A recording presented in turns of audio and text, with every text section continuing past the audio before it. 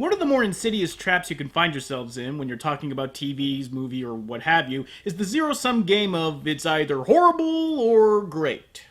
We all like to think in absolutes, as it's easier to make categorical judgments when it's either one or the other. And recently here on Anime Abandoned, it's been pretty one-sided. I've been filing away titles in neat little folders marked crap, and chucking them back into the bin a little too routinely if you ask me. So I want to look at something that actually forces me to think about how I feel after I viewed it. And I think I may have found just the anime. At first glimpse, Lily-Cat doesn't seem to be very promising. As we've well established, the anime scene in the late 80s and early 90s were chock-a-block with sci-fi titles that, to be perfectly honest, owed more than a lot to aliens. Right, Gullforce? However, when I watched Lily-Cat for the first time, my initial trepidation was replaced with an odd sense of surprise. The surprise that I liked it. But the question I find myself asking wasn't why was I surprised or why I like it, it's why don't I love it? When we examine media using our set of value judgments, we tend to not think about the set value we place on that judgment. We all know that story is important, but how important is it? Is it more important than character? How much more important? Certainly, it varies on the individual, but it also varies on the media itself. If our value judgment was an absolute constant, then there would be no such thing as a guilty pleasure or an ironic indulgence. Yeah, shot composition and choreography are important to a fight scene, but then why do I love the fight scenes in Miami Connection?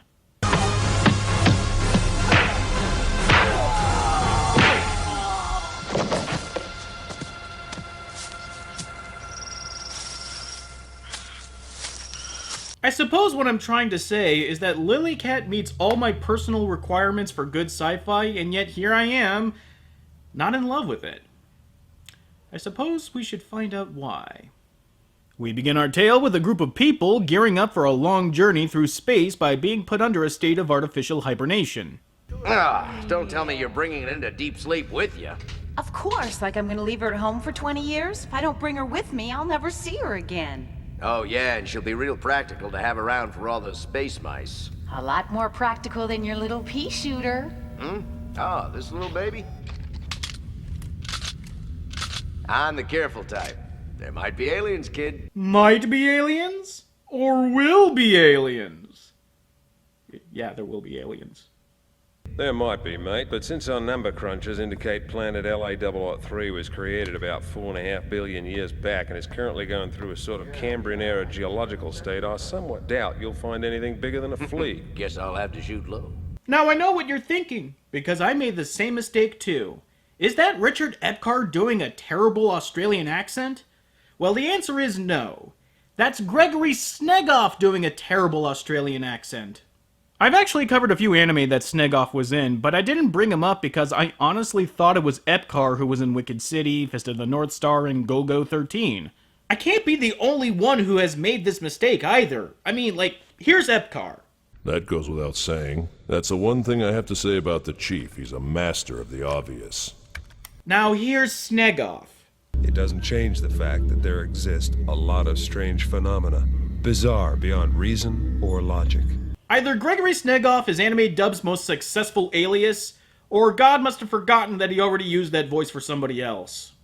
It looks like what we have here is an expedition into uncharted space on the behest of a multinational corporation. Enter your own Wayland Yutani jokes here. The crew of the ship are less than enthused to be playing Intergalactic Taxi.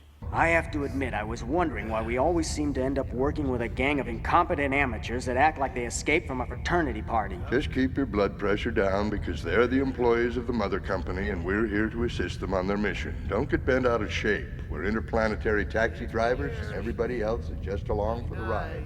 And speaking of which, I think this one's it for me. You're not thinking of retiring, are you? Yep. As a famous comic book character once said, I'm getting too old for this kind of shit. Yep, you just heard Jedi from Digimon say that he's getting too old for this shit. And now you just heard the last shred of your childhood die a screaming death. As the crew and passengers are loaded into their bays, we get an earful of the score, and I have to say it is startlingly good, and the film uses it masterfully to hang a heavy and foreboding mood. Like here, for example. When an unknown object approaches the ship, the computer automatically decides to try and collect it. There's no character involvement at all, no human connection for the audience to latch onto. and yet the intended emotion is still expressed through the anime's visual language. Hell, you don't even need me to tell you what is happening because you're seeing it happen in real time. You know, for a visual medium like anime, it's startling how it seems dependent on telling rather than showing. If you've been watching my show for a while, then you know how often anime seems to depend on clunky exposition and characters flat out telling the viewer what motivates them and others. We can't go because this is Niamo's dream. It's her personal journey, and from here on, she'll have to go alone. While exposition is a useful and sometimes necessary crutch, too much of it makes for lazy storytelling and often kneecaps an otherwise effective scene. Now the source of all souls, the tree of life, has been formed again. Will it be an ark to save mankind from the vacuum of third impact? Or is it a demon that will destroy us all? Which all further cements this scene, in my mind at least, as an example of great visual storytelling. Using only a few lines of instructions and sound cues and judicious editing, we know what is going on and that what happened is a very, very bad thing. It's a shame that more of the movie isn't like this. But then again, we already have a 2001: A Space Odyssey. As the crew and passengers wake themselves up from their slumber, a bit of urgent news has been waiting for them for 2 decades. Captain Hamilton, I'm afraid I have some rather unpleasant news to report. It appears that you have 2 people aboard who are not who they claim to be, nor are they employees of C.A.T. Evidently, they managed to enter the training program at the center with false identification, and then joined the crew on your ship. We've investigated this, of course. I have their names and photos, which I'll put up at end of transmission, but Captain, I must emphasize the grave takes immediately. Oh, damn it! I knew I should have sprung for that anti-narratively convenient scrambled video package! Darn you, hindsight! I just don't see how a bunch of people who work for the same company wouldn't be able to recognize an imposter. You'd think they'd pick up on who the fakes were right away. That'd be impossible, sir. Impossible? Sincam Corporation's a multinational conglomerate with affiliates all over the world, Captain, so when they put a crew together, those people could come from Japan, Italy, France, Australia. It'd be impossible for them to know each other. Excuse me for saying this, but that sounds really dumb. I get why they laid on that bit of dialogue, covering up plot holes before the audience can make the connection themselves, but that explanation just makes out the company to be plain incompetent. Why in the hell would a company assign a project like this to people all over the world? Has English become the de facto language all over the world? And yeah, smartasses, I know that it's a translated dub and they're speaking English already, but let's think about this in terms of the original dub. I don't care how big a company is, expecting its branches all throughout the world to have highly qualified personnel that also happens to speak perfect Japanese is asinine. Still, if that explanation wasn't there, I'd probably be pointing out the stupidity of a bunch of people working for the exact same company, unable to spot an imposter among them, so can't win for losing? The crew figure that the 2 imposters are criminals hoping to go into deep sleep and write out the statute of limitations on their crimes over the course of 40 years, which I have to admit is a pretty clever plot point. So now we have 2 plot lines riding the story's rails, the mysterious alien object that has dissolved into the ship's air system, and 2 would-be criminals among the flock. Yet the captain seems oddly unconcerned about the latter. We need to find who the jumpers are and put them in custody. You've got to be kidding. On a ship this size, we're all prisoners. Just let them be. It's not that serious. Besides, there's not much we can do about it anyhow. Now, your first instinct is to write off the captain as an incompetent asshole for not even attempting to suss out the criminals, but hold your horses. Just keep that moment in the back of your head. With the crew suspicious of every one of the passengers, things go from bad to worse when the gun nut passenger is found dead with a lungful of alien bacteria. The captain sends the crew and passengers on a search for anything that could be the source of the bacteria, but to no avail. Not a thing, Captain.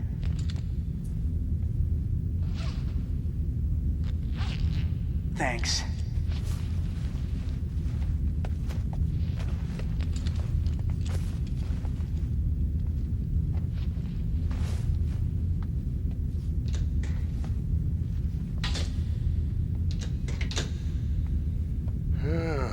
How the hell could anything get into the ship? Now, it seems that this shot doesn't have a lot going on and should have wound up on the cutting room floor, but let's really examine this scene.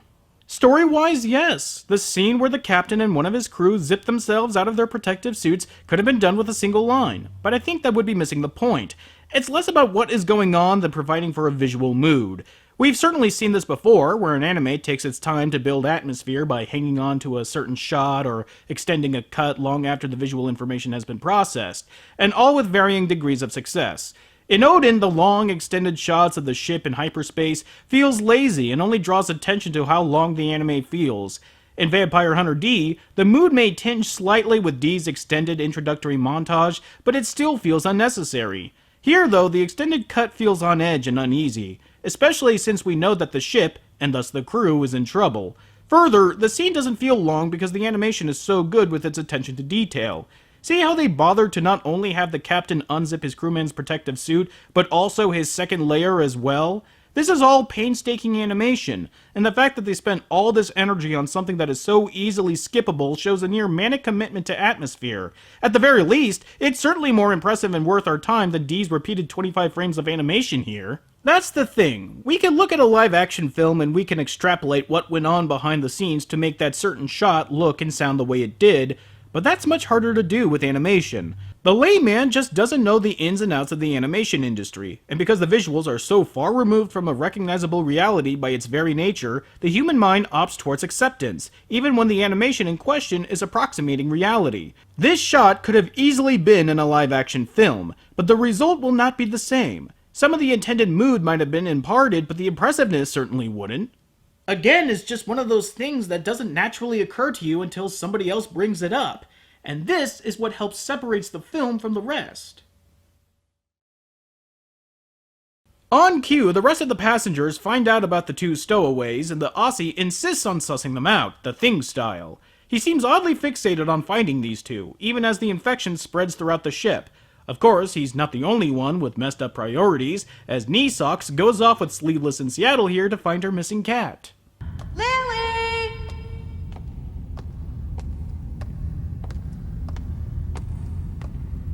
If she were alive, she'd be around your age now.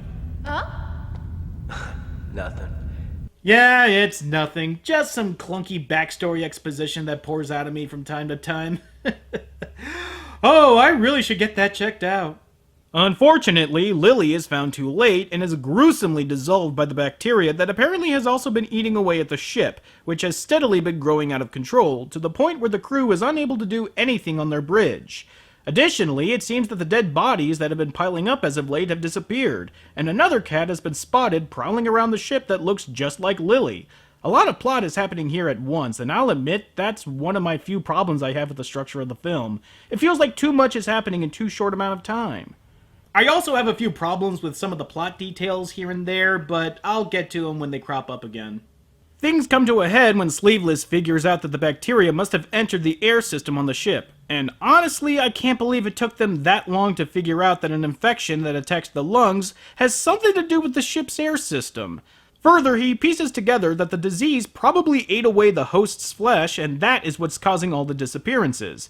But his explanation gives the game up. Maybe it's because company data have Mr. Hiro Takagi specialized in space engineering and not medicine. I guess they must have gotten things all backwards. You're not an employee of the corporation either now, are you? You're a detective. Huh? All I ever said was that medicine was a hobby. I don't remember saying that I specialized in it. What do you have up your sleeve? The game's done, kid.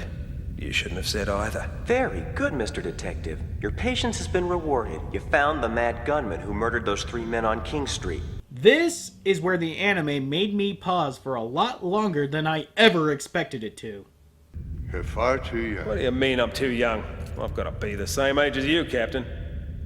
You think so? How old am I then? How about her? I just passed 240. Carolyn's 150 years old, right? I'm 151. All of a sudden, the captain's detachment, his weary attitude towards the possibility of wanted men escaping onto his ship makes sense. Hell, this is a turn that I wish more sci-fi addressed. The realities of intergalactic travel, and how that will affect lives. I made it perfectly clear that space is a lot bigger than sci-fi often makes it out to be, as the romantic notion of going where no man has gone before masks a real painful notion. If we want to get there, we'll have to leave the world we know behind. Everyone's thrilled to be home until they realize that 40, 50, or 60 years have elapsed back where they came from. I was so excited by my first voyage. I got back to Earth and met my son, who I'd left as a baby. He'd grown into a man older than I was. But not even that could kill the fascination for me. No, that died after the second trip. There was no more reason to come home. All my family and friends were long dead. This may be the great coda of the film, that the future of mankind comes with a price that we don't even know. The film drops little moments that help paint the passengers on board as completely clueless saps. I love dogs myself. Got that right.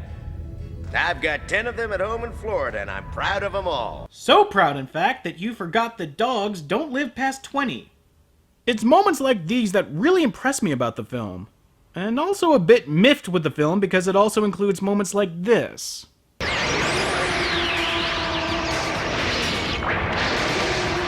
Don't shoot it!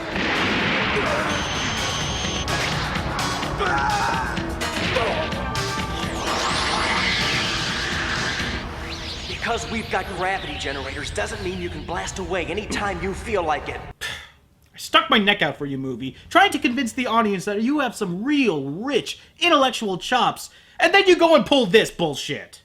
Okay, Sleeveless, I'm proud that you remember Newton's third law of motion, but you forgot Newton's first. An object in motion tends to stay in motion unless acted upon by an external force. Hey, you want to know what's an external force? Gravity! I'm not even going to waste my breath trying to explain that the recoil from that shotgun didn't provide nearly enough force to accelerate two full-grown men that far, that fast. I just hate it when smart sci-fi does dumb shit like that. Hi, Sparks. Dad? Case in fucking point! I'll be honest, it's at the turn of the third act that the film goes downhill and basically becomes The Thing in space.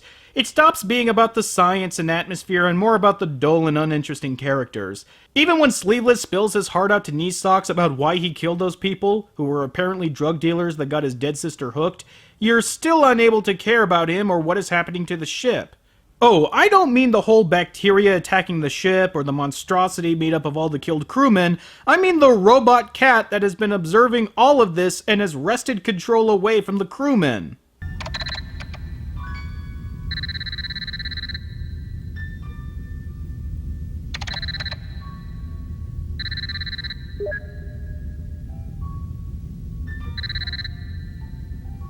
Yep. The cat that's been stalking the hallways? Yeah, it's a robot that's been tasked by their parent company to eventually phase out all human intervention in future operations. This just makes no sense on so many different levels. I don't even know where to start. Oh wait, yes I do. Its stupid-ass name! Computerized, animal-shaped, technological robot. As opposed to the robots that are not computerized or technological. Mirrors reflecting mirrors? High-tech sorcery! That doesn't count!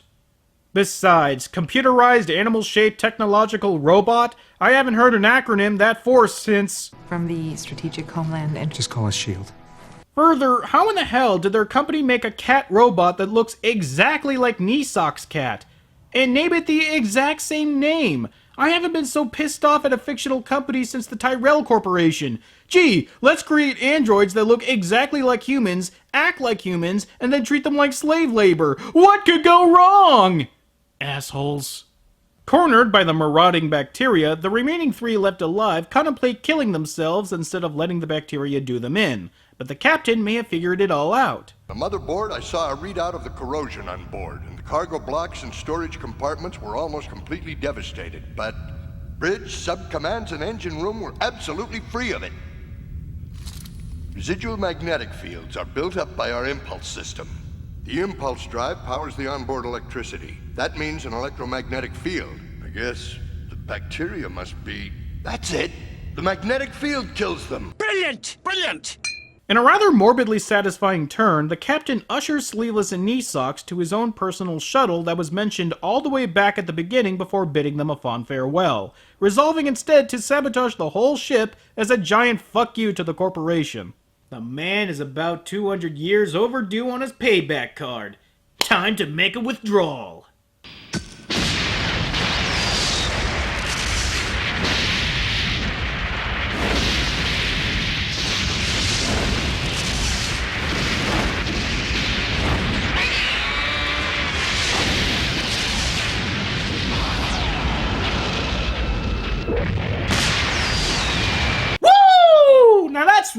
to cash in on your Flex account? Sleeveless and Knee Socks manage to outrun the blast and soar off into the wild blue yonder of the fertile planet below. The end. I really wanted to love this film. It has everything I love about sci-fi. It made me think about something that never occurred to me. It was atmospheric, it had great music, it's well directed, well animated. This, by all measures, should have been a classic film. But towards the end, the story let the entire movie down. It just couldn't deliver the promise the beginning and middle made, and for that, it's one of the more disappointing animes I've ever screened here on the show. Still, I like Lily Cat. I just wish I loved it. Well, hearing Mike Reynolds again was something of a revelation for me. There have been a ton of actors in anime's past, and they have never, ever gotten their due. Until now. Next month is Actor Appreciation Month, and we're kicking off with the one and the only Dan Warren in Space Adventure Cobra. Till next time.